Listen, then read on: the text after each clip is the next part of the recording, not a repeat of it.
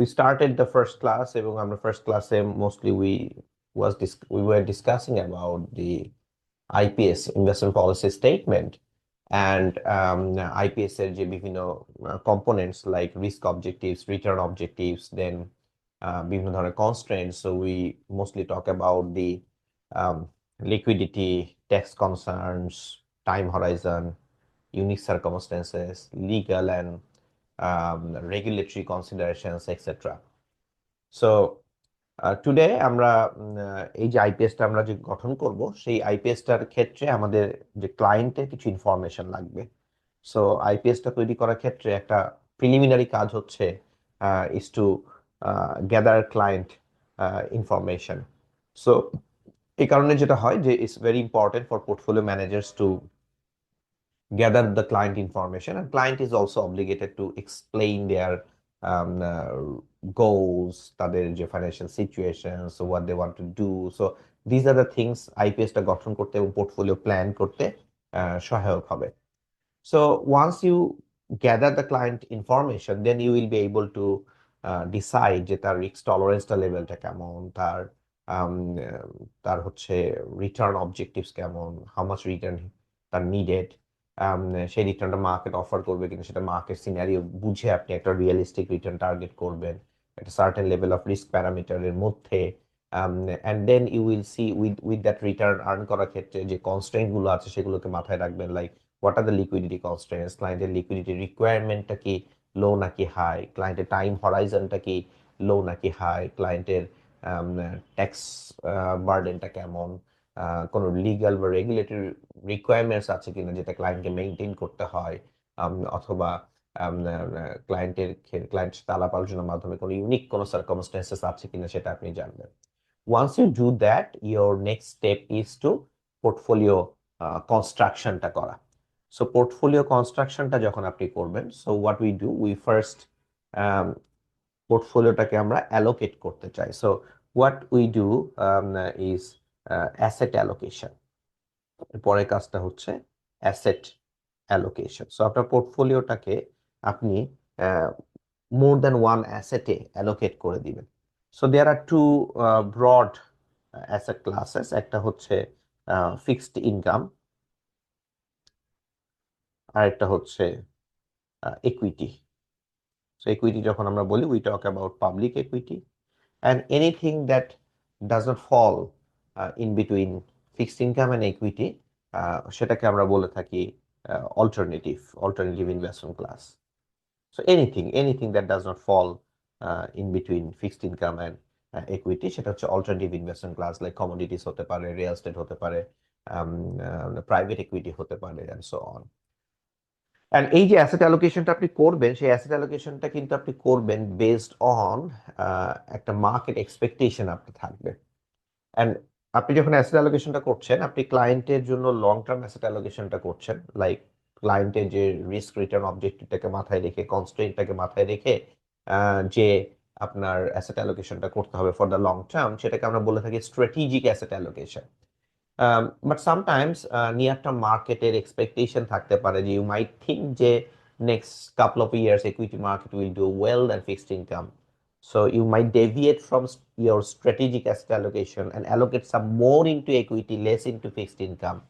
When you deviate temporarily to take advantage of the market outlook, তখন আমরা ওইটাকে বলে থাকি tactical asset allocation. So there are two types of asset allocation. একটা হচ্ছে strategic asset allocation versus tactical. স্ট্র্যাটেজিকটা হচ্ছে long term, ট্যাকটিক্যালটা হচ্ছে নিয়ার টার্ম মার্কেট এক্সপেকটেশনটাকে এক্সপ্লয়েট করার জন্য you might deviate from your strategic allocation.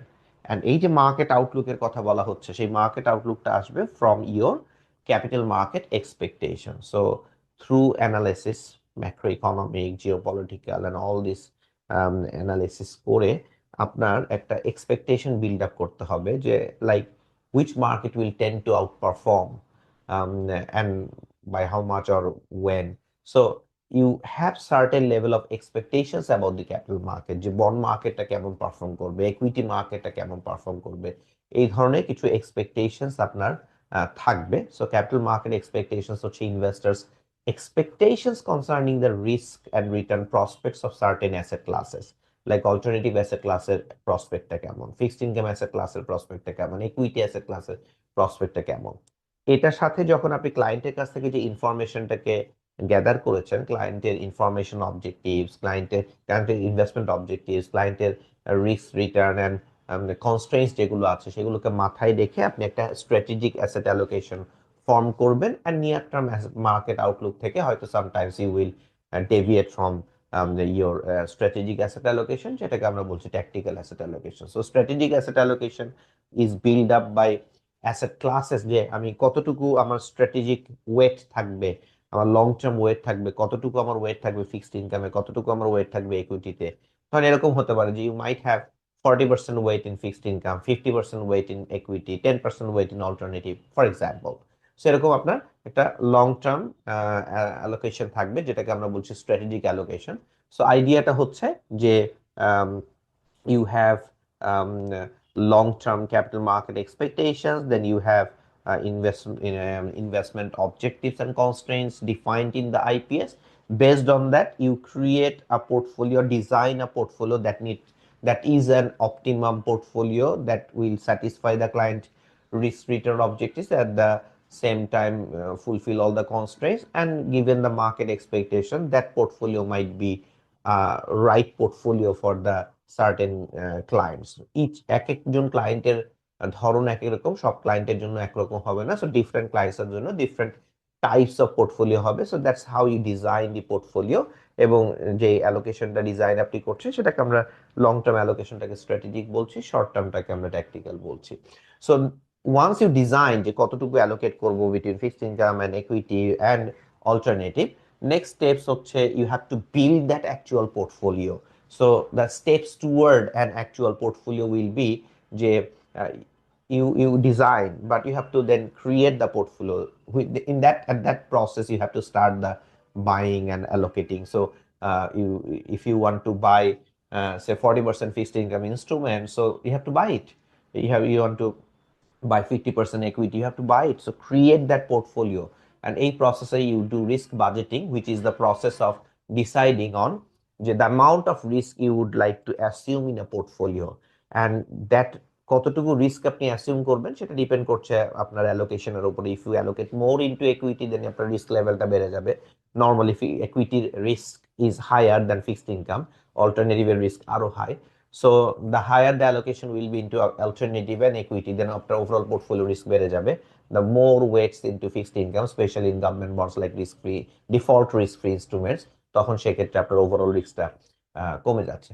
And you have to take the right risk based on the market outlook. So apart from the exposure to systematic risk, আপনি যখন overall market exposure নিচ্ছেন, so you are taking a market risk, which means you are taking a systematic risk, but এর পাশাপাশি you are taking company specific risk as well, which are idiosyncratic risk বা company specific risk আমরা বলে থাকি।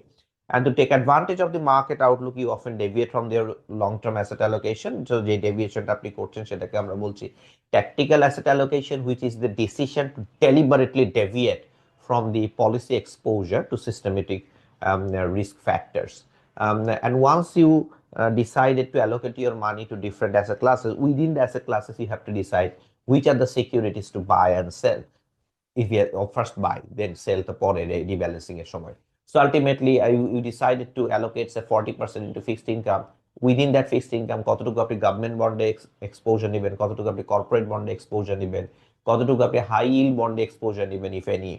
So the more you are into high yield bond বা junk bond, risk লেভেলটা বেশি। The more you are into government bonds, risk লেভেলটা relatively com compared to other instruments. And then within the government bonds আপনি কোন maturity কিনবেন, 10 বছরে কিনবেন না 1 বছরে, 2 বছরে কিনবেন না 5 বছরে কিনবেন, and so on.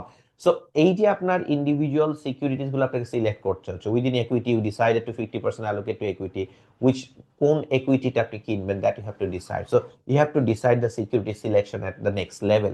So security selection is an attempt to generate higher returns than the asset class benchmark by selecting securities with higher expected return. আপনি ওই সিকিউরিটিজ গুলোই সিলেক্ট করবেন যে সিকিউরিটিজ গুলো ওভারঅল যে মার্কেটে, ধরেন ইকুইটিতে আপনি সিলেক্ট করছেন, ওভারঅল ইকুইটি এভারেজ যে পারফরমেন্স হবে তার থেকে যেগুলো বেশি ভালো পারফর্ম করবে বলে আপনি মনে করছেন সেগুলোতে আপনি ওয়েট বেশি দিবেন, so that you can outperform your benchmark. Benchmark আর টিপিক্যালি সেট লাইক যে একটা ব্রড ইকুইটি ইন্ডেক্স পারফরমেন্সকে আমরা বেঞ্চমার্ক হিসেবে সিলেক্ট করি। সো সিকিউরিটি সিলেকশনে আমরা ওই ওই কাজটা করার চেষ্টা করি যে আমার যেই সিকিউরিটিজ গুলো বেশি ভালো পারফর্ম করবে সেখানে আমরা ওভার ওয়েট করি, মানে হচ্ছে বেশি ওয়েট দেই, মানে বেশি অ্যালোকেশন দেই। অ্যান্ড যেগুলো একটু খারাপ পারফর্ম করবে সেগুলোতে কম ওয়েট দেই অথবা বাই করি না। এক্সট্রিম কেসেসে যেগুলো খারাপ করবে and I have the ability to do short sell, সেক্ষেত্রে হয়তো আমি শর্ট সেল করতে পারি depending on your portfolio objective and portfolio ম্যান্ডেটে সেটা পারমিট করে কিনা, বিকজ শর্ট সেলিং সবাইকে পারমিট করে না। Whatever you decide on the allocation based on your security analysis, and then once you have created that portfolio, সেখানেই কাজ শেষ না, you have to continuously monitor. And এই যে কন্টিনিউয়াসলি মনিটর করবেন, অ্যান্ড ধরেন আপনার স্ট্র্যাটেজিক অ্যাসেট অ্যালোকেশন আছে, সে আমরা ধরলাম আমাদের অল্টারনেটিভ অ্যাসেট ক্লাসে অ্যালোকেশন 0, অ্যান্ড ধরলাম আমার ইকুইটিতে আমার ওয়েট 60 অ্যান্ড ফিক্সড ইনকাম আমার ওয়েট সে 40। সো আমি 100 টাকার মধ্যে 40 টাকার ফিক্সড ইনকাম কিনলাম অ্যান্ড 60 টাকার ইকুইটি ইনস্ট্রুমেন্ট কিনলাম, অ্যান্ড ধরেন ওভার আ পিরিয়ড আমার ধরেন এই 40 টাকার অ্যাসেটটা হয়ে গেল সে 42 টাকা, 5% আপ। অ্যান্ড ইকুইটিটা আমার হয়তো ধরেন সে এটা 60 টাকা থেকে হয়ে গেল সে 68 টাকা। নাও আপনার যদি ওভারঅল পোর্টফোলিও দেখেন, আপনার overall portfolio 68 plus 42 which is 110। So 110 আগে ছিল 100, এখন 110 হয়ে গেছে, which means your overall portfolio is 10% up. But within that আপনার fixed income is 42, which is out of 110 is 38%, যেটা আপনার স্ট্র্যাটেজিক 40 থেকে একটু কম। আমরা যদি ধরি যে এটা হয়তো 42ই থাকলো, এটা হয়তো আরো বেড়ে গেল, সে 78 হয়ে গেল। Now, after portfolio is overall portfolio size is 78 plus 42, which is 120, but 120 এর মধ্যে equity 78, so equity এর ওয়েটটা কিন্তু অনেক বেড়ে গেল। So equity এর weight now 65%, which is larger than your যেটা স্ট্র্যাটেজিক ছিল 60। নাও আপনার পোর্টফোলিওতে এখন 60 থেকে 65-এ গেলে আপনি যদি এরকম রুল করে থাকেন যে আমি 65-এ গেলেই আমি আবার 60-তে ফেরত আসবো, বিকজ আমার স্ট্র্যাটেজিক লং টার্ম অ্যাসেট অ্যালোকেশনটা হচ্ছে 60-40, তাহলে ইন অর্ডার, যেহেতু এখন আপনার পোর্টফোলিও সাইজ 100 থেকে 120-এ গিয়েছে অ্যান্ড পোর্টফোলিও অ্যালোকেশনও চেঞ্জ হয়ে গিয়েছে, বিকজ মার্কেট প্রাইসেস চেঞ্জ হয়েছে, ফিক্সড ইনকামের কম চেঞ্জ হবে, ইকুইটির বেশি চেঞ্জ হতে পারে, উল্টাও হতে পারতো, ফিক্সড ইনকাম হয়তো কম বেড়েছে, ইকুইটি হয়তো ডাউন, সেটা হতে পারতো। What is the case, now you want to come back to 60% again. So 120 টাকার 60% ইজ 72, ইকুইটিতে আপনার ওয়েট আছে 78, তাহলে 6 টাকা worth of equity you will sell and buy fixed income instrument with that 6 টাকা। এই প্রসেসটাকে আমরা বলছি রিব্যালেন্সিং। এই প্রসেসটাকে আমরা বলছি রিব্যালেন্সিং। সো রিব্যালেন্সিং এ আপনি যে কাজটা করেন সেটা হচ্ছে আপনার ওয়েটটাকে অ্যাডজাস্ট করেন। So you will have a rebalancing policy in your portfolio planning, যে কোন স্টেজে গেলে আমি আমার রিব্যালেন্সিংটা করব। খুব বেশি ফ্রিকুয়েন্টলি রিব্যালেন্সিং করলে যেটা হবে, ফ্রিকুয়েন্টলি বাই সেল করতে হবে, অ্যান্ড ফ্রিকুয়েন্টলি বাই সেল করলে frequently transaction cost হবে, which will be a dent in your portfolio, and too much যদি আমি রিব্যালেন্সিং করি, too much trading হবে, and too much trading will generate too much trading cost, and trading cost আপনার portfolio রিটার্নকে কমিয়ে দিবে। So rebalancing না করার একটা অসুবিধা হচ্ছে আমি আমার স্ট্র্যাটেজিক অ্যালোকেশন থেকে ডেভিয়েটেড থাকলাম, আবার টু ফ্রিকুয়েন্ট রিব্যালেন্সিং করলে আমার ট্রানজাকশন কস্ট হচ্ছে। So one has to strike a balance between two, যে ঠিক আছে 60 থেকে 65-এ গেলে আমি হয়তো এটাকে টলারেট করলাম বিকজ ট্রানজাকশন কস্ট হবে, আমি হয়তো 70-তে গেলে রিব্যালেন্সিং করবো। সো ডিপেন্ডিং অন কোন জায়গা থেকে আপনি রিব্যালেন্সিং করে চলে আসবেন আগের অবস্থায়, সেটা আপনার রিব্যালেন্সিং পলিসির মধ্যে ঠিক থাকবে আর কি। So that's rebalancing. আবার অনেক সময় যেটা হয় যে আপনি হয়তো ইন্ডেক্সকে ম্যাচ করার জন্য পোর্টফোলিও তৈরি করছেন, আমরা ইন্ডেক্স ফান্ড বা প্যাসিভ পোর্টফোলিও ম্যানেজমেন্ট বলে থাকি। প্যাসিভ পোর্টফোলিও যেটা, যে পোর্টফোলিওতে আমরা ইন্ডেক্সকে ম্যাচ করার চেষ্টা করি। তো সেই ক্ষেত্রে আমরা অনেক সময় দেখা যায় যে ইন্ডেক্সের মধ্যে যে ইনস্ট্রুমেন্ট গুলো আছে, কনস্টিটিউয়েন্ট সিকিউরিটিস আমরা বলে থাকি, অনেক সময় দেখা যায় ইন্ডেক্সটারও তো একটা রুল আছে, সেই রুল অনুযায়ী ইন্ডেক্সটা টাইম টু টাইম আপডেট করা হয়। সামটাইমস কিছু ইনস্ট্রুমেন্ট ইন্ডেক্স থেকে বাদ পড়ে যায়, কিছু ইনস্ট্রুমেন্ট ইন্ডেক্সে চলে আসে। তো এটা যখন হয় তখন আমি যেহেতু ইন্ডেক্সকে ট্র্যাক করছি, কোন একটা সার্টেন ইনস্ট্রুমেন্টে আমার এক্সপোজার আছে, সেটা ইন্ডেক্স থেকে বের হয়ে গেল, আমারও কিন্তু সেটা সেল করতে বাধ্য হচ্ছি আমি। অ্যান্ড নতুন একটা আসলো, তখন নতুন একটা ইনস্ট্রুমেন্ট যেহেতু ইন্ডেক্সে ইনক্লুড হয়েছে, সেটা আমি কিনতে বাধ্য হচ্ছি, because my objective is to track the index. So ইন্ডেক্সের যে কনস্টিটিউয়েন্টগুলো আছে সেগুলো আমাকে, ইন্ডেক্সের যে ওয়েট আছে সেই ওয়েটে কিনতে হয়। সো এটা করা, তখন কিন্তু আমরা ওয়েট অ্যাডজাস্ট করছি না, কনস্টিটিউয়েন্ট সিকিউরিটিস চেঞ্জ হয়েছে, সেই অনুযায়ী আমরা এটাকে ইন অ্যান্ড আউট করছি। ওইটাকে আমরা বলি রিকনস্টিটিউশন। সো একটা হচ্ছে রিব্যালেন্সিং আর একটা হচ্ছে রিকনস্টিটিউশন। রিব্যালেন্সিং হচ্ছে আমার ওয়েটটাকে অ্যাডজাস্ট করা, আমার স্ট্র্যাটেজিক ওয়েট থেকে ডেভিয়েট করলে সে আগের পলিসিতে নিয়ে আসা। সো রিব্যালেন্সিং আমরা ওয়েটটাকে অ্যাডজাস্ট করি, রিকনস্টিটিউশন আমরা ইন্ডিভিজুয়াল সিকিউরিটিজ যেটা হয়তো বাদ পড়ে গিয়েছে সেটাকে বাদ দিই, যেটা হয়তো ইনক্লুড হয়েছে সেটাকে নিয়ে আসি, সেই কাজটা আমরা করে থাকি। অ্যাট দিস মোমেন্ট আমরা এই যে risk objective, return objective, then constraints like liquidity, tax, time horizon etcetera এগুলো পড়েছি। এই রিলেটেড আমরা একটা এক্সাম্পল দেখবো, একটা ছোট্ট কেস দেখবো ম্যাথমেটিক্যাল। সেটা হচ্ছে দ্য কেস অফ হেনরি গ্যাসকান, যার রিস্ক টলারেন্স নিয়ে আমরা চিন্তা করব। সো এখানে আপনাকে বলেছে যে if you see the problem, the case, Henry Gascon he is an energy trader. সে একজন energy trader who works for a major French oil company. So একটা অয়েল, ফ্রান্সের একটা অয়েল কোম্পানিতে সে কাজ করছে, based in Paris.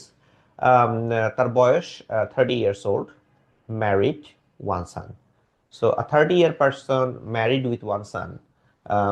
So ultimately, the Gascon has then decided at the age 30, she decide করেছে যে he needs to review his financial situation and consult a financial advisor. একটা financial অ্যাডভাইজারের সাথে তার কথা বলা দরকার বলে সে মনে করছে। সো সে ফাইন্যান্সিয়াল অ্যাডভাইজারের কাছে গেল, ফাইন্যান্সিয়াল অ্যাডভাইজার তার কাছ থেকে বেশ কিছু ইনফরমেশন নিচ্ছে। সেই ইনফরমেশনে বেরিয়ে আসলো যে Gascon's annual salary is 250,000 euro, and more importantly this salary is more than sufficient to cover the family's outgoing. So ওইটা ইম্পর্টেন্ট যে আপনি যে বেতনটা পাচ্ছেন, আপনার যে ইনকামটা হচ্ছে, সেইটা আপনার টোটাল যে ফ্যামিলি আউটগোয়িং, ফ্যামিলি এক্সপেন্ডিচার, সেই ফ্যামিলি এক্সপেন্ডিচারকে থেকে অনেক বেশি নাকি কম। তো ইন দিস কেস গ্যাসকানের যে ইনকাম সেটা তার ফ্যামিলি আউটগোয়িংস থেকে অনেক বেশি। Gascon owns his apartment, that is also important, যে সে যেখানে থাকে সেই অ্যাপার্টমেন্টটা সে ওন করে নাকি রেন্টে, নাকি সেটা আলটিমেটলি সে ওন করে বাট মর্টগেজ লোন আছে। সো অফেন দেখা যায় যে you take a mortgage loan and buy a flat, you own the flat but it has a mortgage loan. So if you can't pay that, the title of the ownership will go, so you eventually don't own it actually. So in this case Gascon own his apartment. Someone who is own his apartment, তার কোনো obligation নাই, so তার সেফটিটা অনেক বেশি, তার risk নেওয়ার ক্ষমতাটা অনেক বেশি থাকবে। Not only that, Gascon has 1 million euro worth of savings, সেটাও তার আছে। সো গ্যাসকান পারসিভ যে তার যে জবটা আছে এটা আবার ভোলাটাইল না। আপনার জবটা যদি আপনি পারসিভ করেন যে ভোলাটাইল, যে কোনো সময় চলে যেতে পারে, তাহলে আপনার রিস্ক নেওয়ার ক্ষমতা একরকম। আপনি যদি মনে করেন যে আপনার জবটা stable, you can carry on this job for many years, then that is another thing. So Gascon perceive করে যে তার জবটা is secure. And next two questions একটু ভালো করে খেয়াল করবেন, যেটা দিয়ে আমরা তার উইলিংনেস টু টেক রিস্কটা বোঝার চেষ্টা করি। গ্যাসকেনকে প্রশ্ন করা হয়েছে অ্যান্ড সে বলেছে যে প্রশ্ন করে জানা গেছে, বোঝা গেছে যে Gascon has good knowledge of the financial matter, financial matter সম্পর্কে তার ভালো নলেজ আছে। And not only that, he is confident যে equity market will deliver positive return over longer term. So over longer term equity market একটা ভালো positive return দিবে, এটা সম্পর্কে তারা নর্মালি যেটা হয় যে in a long term equity suppose to give you higher return compare to fixed income, and those who understand risk and return, they understand that, and in to achieve that they want to position in equity. Not many people have the willingness to have exposure to equity market because equity market is very risky, তো তাদের উইলিংনেসটা কম থাকে। গ্যাসকন যেহেতু বলছে সে তার knowledge of financial matters আছে এবং সে মনে করছে equity market will deliver positive Returns over the long term, so তার অ্যালোকেশন কিছু ইকুইটি থাকবে, এখান থেকে বোঝা যায়। আরো একটা প্রশ্ন তাকে করা হয়েছে যে গ্যাসকন স্ট্রংলি ডিসএগ্রি, তাকে একটা স্টেটমেন্ট দেওয়া হয়েছে যে making money in stock and bond is based on luck, এটাকে কি তুমি এগ্রি করো নাকি ডিসএগ্রি করো? তো সে স্ট্রংলি ডিসএগ্রি করেছে। স্ট্রংলি ডিসএগ্রি করা মানে হচ্ছে সে বিলিভ করে যে making money in stock and bond is not luck, এখানে স্কিলস আছে। If you have right skills and right level আপনি যদি ইনভেস্টমেন্ট করতে পারেন তাহলে you can generate a very high rate of return, which means তার এখানে রিস্ক নেওয়ার একটা উইলিংনেস আছে। সে যদি বলতো যেটাকে এগ্রি করতো তাহলে আমরা ধরে নিতাম যে তার উইলিংনেসটা কম। যারা মনে করে যে না ইট ডাজন্ট মেক, এটা লাকের উপর ডিপেন্ড করে, এখানে স্কিলস ম্যাটার্স না, অনেকে এরকম মনে করে। গ্যাসকানের টার্গেট কি, গ্যাসকান কি করতে চায়? লাস্ট লাইনটা বলেছে দেখেন, Gascon expects that most of his savings, যে 1 মিলিয়ন ইউরো যে সেভিংস আছে, most of his savings will be used to fund his retirement which he hopes to start at age 50। সে 50 বছর বয়সে রিটায়ার করতে চায় এবং ওই 50 বছর বয়সে যে সে রিটায়ার করতে চায়, ওই 50 বছর বয়সে রিটায়ার করার জন্য তার যে লেভেল অফ ওয়েলথটা দরকার, সেই ওয়েলথটাকে অ্যাচিভ করার জন্যই সে তার মোস্ট অফ দ্য সেভিংসকে আজকে ইনভেস্টমেন্ট করবে অ্যাট এজ 30। 20 ইয়ার্স ধরে এটা গ্রো হবে, গ্রো হয়ে তার ডিজায়ার্ড লেভেল অফ ওয়েলথটা ক্রিয়েট হবে so that he can retire at age 50। Given all this information, আপনাকে প্রশ্ন করা হয়েছে যে হেনরি গ্যাসকানের রিস্ক টলারেন্স নিয়ে, যে based only on the information given, which of the following statement is most accurate?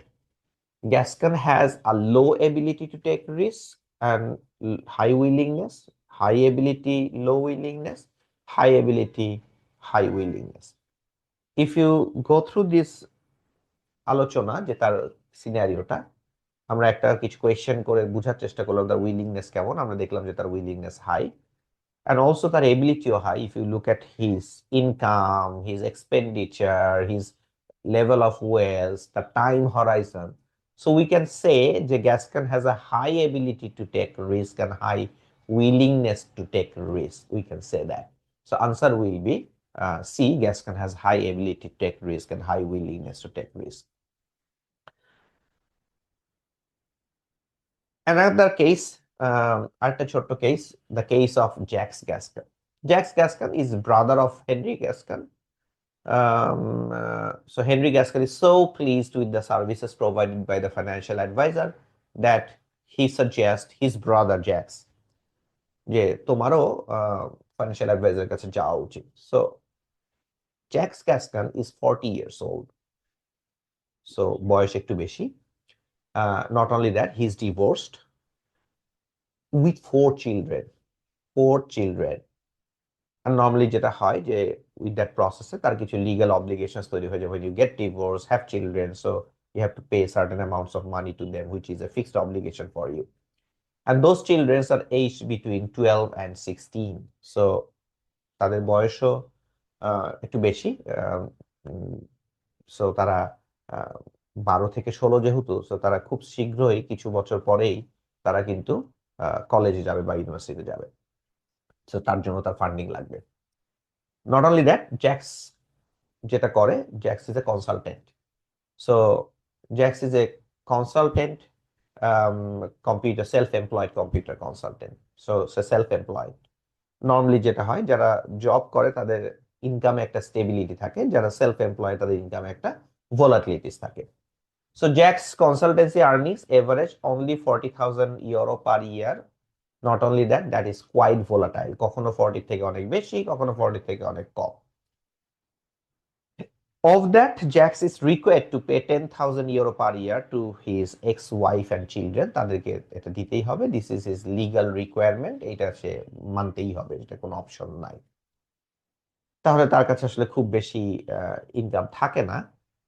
And Jacques has a mortgage on his apartment, সে যে অ্যাপার্টমেন্টে থাকে সেখানে তার মর্টগেজ লোন আছে 100,000 ইউরো, হুইচ মিনস এই মর্টগেজটাকে তার সার্ভিস করতে হবে, না হলে সে যে অ্যাপার্টমেন্টে থাকে এটা তার থাকবে না, এটা নিয়ে চলে যাবে লেন্ডার। আর তার সেভিংসও very low, 10,000 euro of savings. So এখান থেকে বোঝা যায় যে তার ability to take risk is low. এখন তাকে কিছু কোয়েশ্চেন করা হয়েছে, Jacques has a good knowledge about the financial matters and expects equity market will deliver high returns, সেটা হেনরি গ্যাসকারের মতো সে বলেছে। এর পাশাপাশি তাকে আরেকটা প্রশ্ন করেছে, যে একটা কমেন্ট, একটা statement, I'm more comfortable putting my money in a bank account than in a stock market. So এইটা যদি বলা হয় কাউকে, যে স্টেটমেন্ট, যে I'm more comfortable putting my money in bank account than stock market, এইটা যদি কেউ এগ্রি করে, তার মানে হচ্ছে সে রিস্ক নিতে আগ্রহী না, খুব কম রিস্ক নিতে চায়, বিকজ ব্যাংকে রাখতে চায়, স্টকে, ভোলাটাইল স্টকে রাখতে চায় না। এই স্টেটমেন্টটাকে স্ট্রংলি ডিসএগ্রি করেছে, বা স্ট্রংলি করেছে, যে in the risk tolerance question Jacques strongly disagree, যে I am more comfortable putting my money in bank account then stock market. তার মানে সে স্টক মার্কেটে বেশি রাখতে ইচ্ছুক, তার মানে তার উইলিংনেসটা আছে। Not only that, when I think of word risk, risk কথাটা যখন বলা হয়, তখন সে মনে করে যে, ধরেন আপনাকে বলা হলো যে when ever the term risk বলা হচ্ছে, আপনি কি মিন করে? অনেকে মনে হয় রিস্ক মানে loss, loss comes to my mind immediately. If that is the case, তার উইলিংনেসটা একটু লো। কেউ যদি বলে যে না, risk is a loss as well as an opportunity. So Jacques গ্যাস্কনকে জিজ্ঞেস করা হয়েছে যে when I think about word risk, the term loss comes to my mind immediately, এটাকে সে স্ট্রংলি ডিসএগ্রি করেছে। এই দুইটা জিনিস থেকে বোঝা যায় যে তার উইলিংনেসটা আছে, কিন্তু তার লেভেল অফ ওয়েলথ, তার অব্লিগেশন, সবকিছু দেখে বোঝা যাচ্ছে তার এবিলিটিটা লো। লাস্ট লাইনটা দেখেন, জ্যাক্স এক্সপেক্ট যে তার যে সেভিংস আছে, খুব বেশি নাই, 10,000 euro, that will be required to support his children at university. So তাকে আরো ইনকাম করতে হবে, ইনভেস্ট করতে হবে, so that he can support তার চিলড্রেন ইউনিভার্সিটি এডুকেশনের জন্য সে সাপোর্ট করতে পারে। আর তার 4টা চিলড্রেন আছে, 12 থেকে 16, so which is a quite tough ask for him. So তার সময়ও বেশি নাই, সো সে খুব বেশি রিস্ক নিতে পারবে না। সো এই আলোচনা থেকে বোঝা যায় যে জ্যাক্স গ্যাস্কনের রিস্ক টলারেন্সটা যদি আমরা দেখি, তার এবিলিটি লো, তার willingness high, but willingness high থেকে লাভ নাই, এবিলিটি যেহেতু লো, তার উইলিংনেসকে একটু কমাতে হবে। Otherwise there can be scenario, সে এত বেশি রিস্ক নিয়েছে, যা একটু আছে সেটাও চলে যাবে, সে তখন হয়তো তার ছেলে মেয়েকে ইউনিভার্সিটি পড়াতে পারবে না, তার যে অব্লিগেশনস আছে সেগুলো দিতে পারবে না, তার মর্টগেজ লোন সে রিপে করতে পারবে না। So there will be a very negative consequences for Jack Gascon if he does very badly in terms of planning and investing in his portfolio.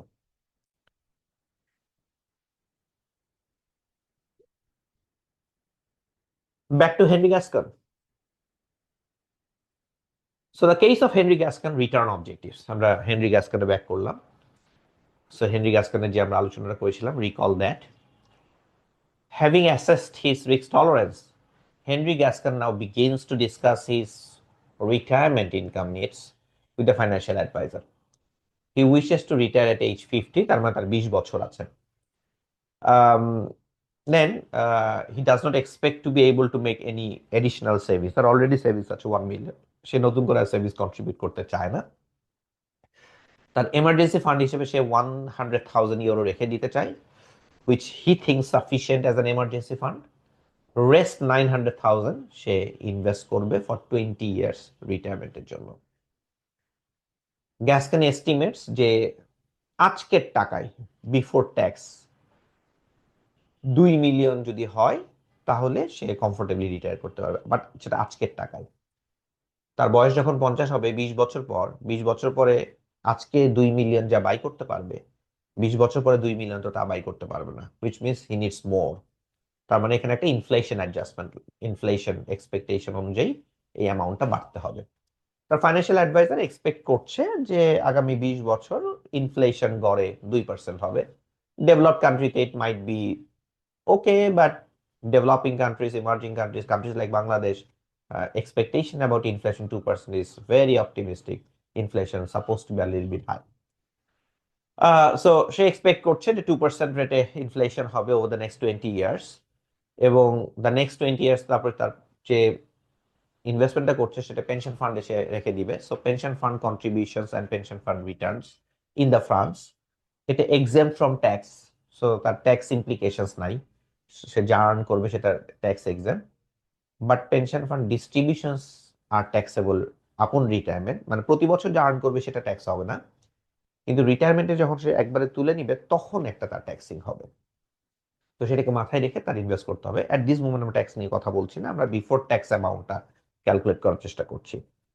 তো এখন তাকে বলা হয়েছে which of the following is the closest to the amount of money Gascon will have to accumulate, মানে সোজা কথা, তার 50 বছর বয়সে সে রিটায়ার করতে চায়, ওই সময় তার টোটাল অ্যামাউন্ট কত লাগবে সেটা আমরা ক্যালকুলেট করব। তো আমরা দেখলাম যে বিফোর ট্যাক্স তার 2 মিলিয়ন,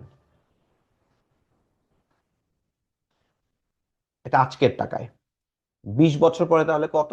যেহেতু আমরা 2% ইনফ্লেশন এক্সপেকটেশন নিয়েছি, তাহলে 1 + 0.02 to the power 20 multiplied by 2 million. So 1.02 to the power 20, রেজাল্টটা আসে 1.4859 মাল্টিপ্লাইড বাই 2 মিলিয়ন। সো রাফলি তার তার 29,71,894, সো রাফলি 3 মিলিয়নের কাছাকাছি আর কি। সো এইটা তার লাগবে, এটা আমরা বের করলাম যে তার কত লাগবে। এখন এই অ্যামাউন্টটা আমরা অ্যাচিভ করতে চাই। আমরা অ্যাচিভ করতে চাই যে 20 লাখ টাকা 71,894.79, এটা আমরা অ্যাচিভ করতে চাই। This is future value. আর সে কারেন্টলি ইনভেস্ট করবে, তার তো আছে সেভিংস 1 মিলিয়ন, সেখান থেকে 1 লাখ সে এমার্জেন্সি ফান্ড হিসেবে রেখে দিবে। তাহলে তার থাকে হলো 9 lakh, which is the present value. তাহলে প্রেজেন্ট ভ্যালু যদি 9 লাখ হয়, ফিউচার ভ্যালু যদি 29,71,894.79 হতে হয়, তাহলে কত রেটে তার ইনভেস্টমেন্টটা গ্রো করতে হবে। সো আমরা আমাদের ফর্মুলায় বসিয়ে দিব, this is present value 9 lakh multiply by 1 + r, এটা আমরা জানি না, to the power 20 has to be equal to 20,71,894.79। You will solve r. If you solve r, you will see যে it will be roughly 6.15% বা roughly 6.2%. So answer will be roughly 6.2% is his required rate of return for the next 20 years. এই return করলে সে sufficient, বেশি করলে ভালো, but this is enough. তার খুব বেশি যে রিস্ক নিতে হবে not necessarily to earn 6.2% per year for 20 years.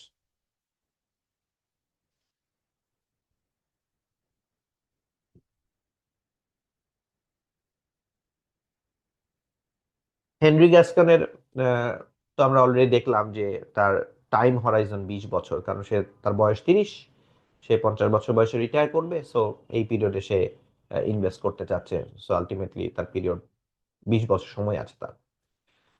এখানে একটা কোয়েশ্চেন দিয়েছে যে Frank Johnson is investing for retirement and has a 20-year horizon. He has an average risk tolerance. Which investment is to be least suitable? কোয়েশ্চেনটা খেয়াল করবেন, list suitable বলা হয়েছে, মানে সুইটেবল না কোনটা, সবচেয়ে কম সুইটেবল কোনটা। তো আমার টাইম হরাইজন, লিকুইডিটি, এগুলো অনুযায়ী কোন ইনভেস্টমেন্টটা আমার জন্য মোর সুইটেবল এন্ড কোন ইনভেস্টমেন্টটা আমার রিস্ক লেস সুইটেবল, সেটা আমাকে চিন্তা করতে হবে। তো তার তো সময় আছে 20 বছর। 20 বছর সময় আর থাকা মানে হচ্ছে তার খুব নিয়ার টার্মে যে কোনো লিকুইডিটি আছে দরকার নাই, সে খুব শর্ট টার্মে ইনভেস্টমেন্ট করতে হবে এমন দরকার নাই, সে লং টার্মে ইনভেস্টমেন্ট করতে পারবে। ইকুইটিজ is suppose to give better return in longer term. 20 years is a very good time horizon for investing in equity. In fact, if he invests in private equity, like private company equity investment করছে, which doesn't have a market like ready market exchange trade হয়, public market না, কিন্তু private market থেকে আপনি exit নিতে পারেন, 20 years is a long time to take an exit from private market. So private market O private equity তেও আপনি investment করতে পারবেন। Treasury bill is least suitable in a sense, treasury বিলের maturity 1 বছর বা তার চেয়ে কম। তো তার যেহেতু 20 বছর হরাইজন আছে, সে যদি 1 বছরের ট্রেজারি বিলে ইনভেস্ট করে, ওটা পেয়ে আবার রোল ওভার করতে হবে, আবার রোল ওভার করতে হবে, আর এভরি ইয়ার দেখা যাচ্ছে রোল ওভারে তার একটা কস্টিং হবে, because there be transaction cost, taxes, and treasury bills যেহেতু short term, it gives lower return compare to treasury bonds. So treasury bonds is better suitable compare to treasury bills. So এই তিনটা যে option আমাকে দেওয়া আছে, listed equity, private equity and US treasury bill, ওই কনটেক্সটে US treasury bill is less suitable, least suitable, যেহেতু তার টাইম হরাইজনটা লং। সেকেন্ড একটা কোয়েশ্চেন দেওয়া হয়েছে, AI Smith has to pay a large tax bill in 6 months। তার একটা বড় ট্যাক্স বিল আছে, যেটা সে হিসাব করেছে ট্যাক্স লায়াবিলিটি তার 6 মাস পরে পে করতে হবে। সো 6 মাস পরে তার একটা বড় ট্যাক্স লায়াবিলিটি পে করতে হবে। যেমন আমাদের দেশে আপনি দেখবেন যে July two June tax period, and পেমেন্টটা নর্মালি নভেম্বর থাকে, এদের এক্সটেন্ড করে করে এখন ফেব্রুয়ারি এন্ডে এসেও এখনো পে করা যাচ্ছে গত বছরের ট্যাক্সটা। সো সামান জুন শেষে হিসাব করে ফেলেছে যে আমার বড় একটা ট্যাক্স লায়াবিলিটি, কিন্তু আমার হয়তো পে করতে হবে ডিসেম্বরে আর জানুয়ারিতে। তো সে দেখছে আমার একটা বড় ট্যাক্স লায়াবিলিটি আছে, এটা পে করতে হবে 6 মাস ফ্রম নাও। আমার টাকা আছে কিন্তু আজকেই তো আমি পে করবো না, আজকে আমার পে করার দরকার নেই, আজকে পে করার রিকোয়ারমেন্টও নাই। সো আমি 6 মাস পরে পে করবো। সো ইন দিস 6 মান্থস এই টাকাটাকে আমি ইনভেস্ট করে রাখতে চাই। এই টাকাটা যদি আমি প্রাইভেট ইকুইটিতে ইনভেস্ট করি তাহলে কি হবে? আনসার হচ্ছে না, কারণ প্রাইভেট ইকুইটি থেকে এক্সিট নিতে 10 12 13 বছর লেগে যেতে পারে আর কি। 6 মাসে তো আমি পাবো না। So private equity is not a good instrument for this money. Listed ইকুইটিতে যদি ইনভেস্টমেন্ট করেন 6 মাস পর আপনি এক্সিট পাবেন, কিন্তু এই 6 মাসের মার্কেট কেমন পারফর্ম করবে you don't know. equity market tend to be very volatile at times, sometimes it's stable, sometimes very volatile, and আপনি ইনভেস্ট করার পর 6 মাসের মধ্যে যদি মার্কেট অনেক পড়ে যায়, আপনার টাকার যেহেতু দরকার, you will be force to sell, আপনি লো প্রাইসে সেল করতে বাধ্য হবে। এরপরে মার্কেট হয়তো লং টার্মে হয়তো ভালো পারফর্ম করতে পারে, বেড়ে যেতে পারে, ওই আপসাইডটা আপনি নিতে পারবেন না। So if you have a money that has a 6 month পরেই লাগবে, that money is not suitable to inject in the stock market. So 6 মাস পরে আপনি হয়তো টাকাটা লাগছে, 6 মাসের জন্য আপনার টাকাটা পড়ে আছে, এটা এমন কোনো ইনস্ট্রুমেন্টে ইনভেস্টমেন্ট করেন যেটা 6 মাস পরেই টাকা পাবেন, বা এটা স্টেবিলিটি আছে, downside com, and liquidity very high. So US Treasury bill is a good instrument in that sense. You might buy 6 month Treasury bill, which will mature after 6 months, get the money, there is no default risk, and pay the tax bill. Or even if you buy 1 year Treasury bill, 6 months for if you want to sell, the Treasury bill markets tend to be very liquid, so you can sell easily 6 month remaining maturity Treasury bill 6 months from now. So in that sense, US Treasury bill will be more suitable instrument. So question করা হয়েছে which investment is likely least suitable. Private equity is least suitable, আর US Treasury bill যেহেতু least suitable, এটার answer এটা, আর যদি more suitable বলতো তাহলে US Treasury bill হতো। Back to Henry Gascon again. If you remember Henry Gascoনের যে আমরা আলোচনাটা করছিলাম, so remember that, and on top of that বলা হচ্ছে যে Henry Gascon continues to discuss his investment requirements with the financial advisor. The financial advisor begins to draft the constraint section of the IPS. এখন IPS এর যে constrain গুলো আছে, liquidity constrain, time Horizon, unique circumstances, legal and regulatory, tax etcetera, ওইগুলো সে draft করছে। So Gascon expects that he will continue to work for the oil company, and that his relatively high income will continue for the foreseeable future. So সে মনে করছে তার income very high এবং এটা continue করবে, জবটা very stable.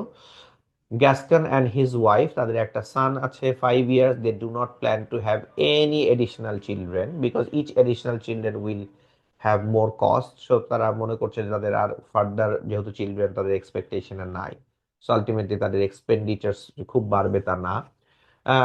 They expect their son to go to university at age 18, currently 5, 13 বছর বাকি আছে, বাট তারা মনে করছে যে they expect that their son's education cost can be met out from salary income. তার স্যালারি ইনকাম যেহেতু more than sufficient of his family outgoing থেকে অনেক বেশি, সো ওইটা দিয়ে সে তার বাচ্চার এডুকেশনের এক্সপেন্ডিচারটা বিয়ার করতে পারবে, হুইচ মিনস তার যে কারেন্টলি 1 মিলিয়ন সেভিংস আছে, 1 লাখ সে এমার্জেন্সি রাখবে, বাকি 9 লাখ সে কমফোর্টেবলি 20 বছরের জন্য ইনভেস্ট করে রাখতে পারবে। তার মানে তার লিকুইডিটি রিকোয়ারমেন্টস নাই, টাইম হরাইজন 20 বছর। সো গ্যাসকান্স এমার্জেন্সি ফান্ড যেটা 1 lakh is considered to be sufficient as a reserve for যদি কোনো আনসার্টেন সার্কামস্টেন্সেস হয়। His retirement savings of 9 lakh has been contributed to একটা ডিফাইন্ড কন্ট্রিবিউশন পেনশন প্ল্যান, সদাগত একটা পেনশন প্ল্যান এটা ইনভেস্ট করা আছে to fund his retirement. Under the French regulation, এই যে পেনশন ফান্ডে আপনি কন্ট্রিবিউশন করেছেন, এই কন্ট্রিবিউশনটা pension fund contributions are paid from gross income, মানে income prior to deduction tax, ওটা কথা এটা কন্ট্রিবিউট করলে কোনো ট্যাক্স নাই। বাট যখন আপনি পেনশন ফান্ড থেকে উইথড্র করবেন তখন একটা ট্যাক্স আছে, হুইচ মিনস এই পিরিয়ডে যে ইনকামটা হবে এটা ট্যাক্সেবল না, tax exempt. But pension payments from the fund retiree finally যখন পে করা হবে তখন একটা ট্যাক্স হবে। সো হেনরি গ্যাসকানের এই যে আলোচনা, সেখান থেকে আপনাকে প্রশ্ন করা হয়েছে with respect to Gascon's retirement savings portfolio, refer back to example 2 যেটা আমরা আলোচনা ফার্স্টে করেছি, as a concerns liquidity concern অনুযায়ী তিনটা অপশন দেওয়া হয়েছে, তিনটা অপশনের মধ্যে কোনটা right that we have to select. A maximum 50% of the portfolio should be invested in liquid assets. No, it doesn't have any liquidity requirement. তার মানিটা কমফোর্টেবলি সে 20 years এর জন্য ইনভেস্ট করে, তাহলে তার তো আসলে লিকুইড ইনস্ট্রুমেন্টে ইনভেস্ট করার দরকার নাই, বিকজ লিকুইড ইনস্ট্রুমেন্টের রিটার্নটা একটু কম হবে। Illiquid instrument can give him the higher return, so because of that illiquidity return prospect for illiquid instrument high হবে। সো এ আনসার হবে না। B, the portfolio should be invested entirely in liquid asset. No. A যদি না হয় তাহলে B ও হবে না। The portfolio has no need for liquidity, which is true. তার কোনো liquidity needs নাই, because there are no short term spending requirement. তার কোনো short term spending requirement নাই, so তার কোনো liquidity requirement নাই। সে লং টার্মে ইলিকুইড ইনস্ট্রুমেন্টে ইনভেস্ট করে রাখতে পারবে, যে কারণেই আমরা বলেছিলাম প্রাইভেট ইকুইটিতে সে ইনভেস্ট করতে পারবে। সো কোয়েশ্চেন নাম্বার 1 অনুযায়ী কোয়েশ্চেন নাম্বার 1 এর আনসার হবে C. Number 2, the investment time horizon is 20 years, very simple. Number 3, as concerns taxation, the portfolio should emphasize capital gain and capital gains because income is taxable. না, সে তো pension প্ল্যানে invest করছে এবং according to the regulation বলা হয়েছে the income in the pension fund is tax exempt, so A is not right. Should emphasize income because capital gain is taxable, no. Is tax exempt and thus indifferent about income and capital gain. Normally যেটা হয় most কান্ট্রিতে, income, regular income like dividend, coupon, এগুলোর উপরে tax rate high থাকে আর capital গেইনের উপর tax rate কম হয়। যেহেতু সে tax exempt, he is indifferent about the whether the income is coming from regular income or whether the income is coming from capital gain, he is indifferent. তার tax রেটটা যদি high হতো তাহলে he would like to have the income more in the form of capital gain, less in the form of regular income. And number 4, the principal legal and regulatory factors applying to the portfolio, তার পোর্টফোলিওর জন্য French pension fund যে regulation আছে সেটা তাকে মেনে চলতে হবে। Number 5, as concern of unique needs, the portfolio should have a high weighting in oil and commodity stocks, be invested only in responsible and sustainable investment. আমরা আলোচনায় কোথাও পাই নাই হেনরি গ্যাসকন সাস্টেইনেবল এবং রেসপন্সিবল ইনভেস্টমেন্ট করতে চাই, B তো হবে না। Number C, not have significant exposure to oil and other commodity stock. A আর সিতে দেখেন, এতে বলেছে high weighting in commodity and oil, আর সিতে বলছে না, কম কম করতে হবে।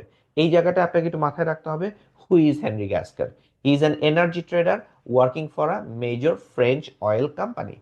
সো যেহেতু সে অয়েল কোম্পানিতে কাজ করে, অয়েল মার্কেটটা মানে commodity market and oil market যদি ভালো করে, তার কোম্পানি এমনিতেই ভালো করবে, তার বেতন বোনাসেস এমনিতেই বাড়বে। সে পোর্টফোলিওটাও যদি অয়েলে ইনভেস্ট করে ফেলে তাহলে ভালো সময় দুইটাই ভালো, খারাপের সময় দুইটাই খারাপ। সো তার পোর্টফোলিওটা হাইলি কোরিলেটেড হয়ে যাবে ফাইন্যান্সিয়াল পোর্টফোলিও অ্যান্ড তার human capital. So it is suggested যে আপনার হিউম্যান ক্যাপিটালটা যে জায়গাটাই বেশি এক্সপোজ, আপনি ওইখানে এক্সপোজারটা কম রাখেন, so that you have negative correlation between or at least low correlation between the human capital and the financial capital. So as a concern of unique needs, portfolio should not have significant exposure to oil and other commodity stocks is the right answer. তাহলে আমরা Henry গ্যাসকার যখন risk objective লিখবো, আমরা বলবো যে the portfolio take on relatively high amount of risk নিতে পারবে because তার এবিলিটি হাই, তার উইলিংনেস হাই। পোর্টফোলিওটা একটা ওয়েল ডাইভার্সিফাইড ইনভেস্টমেন্ট হবে, অ্যাসেট ক্লাস কনসেন্ট্রেশন যাতে কম থাকে। রিটার্ন অবজেক্টিভ আমরা দেখলাম তার 6.2% আর্ন করলেই চলে, কনস্ট্রেন্ট তার কোনো লিকুইডিটি কনস্ট্রেন্ট নাই, টাইম হরাইজন তার 20 বছর, সে ট্যাক্স স্টেটাসে under French pension fund regulation অনুযায়ী tax exempt, legal and regulatory rules হচ্ছে ফ্রেঞ্চ পেনশন ফান্ড রেগুলেশন, এবং তার ইউনিক নিড অনুযায়ী সে যাতে তার হিউম্যান ক্যাপিটাল যেখানে কমোডিটি অ্যান্ড অয়েল এই এখানে যাতে তাদের এক্সপোজারটা একটু কম থাকে। So that's all about this chapter. এই চ্যাপ্টারটা আমরা গতদিন একটু শুরু করেছিলাম, আজকে আমরা শেষ করলাম। So if you have any questions feel free to let me no.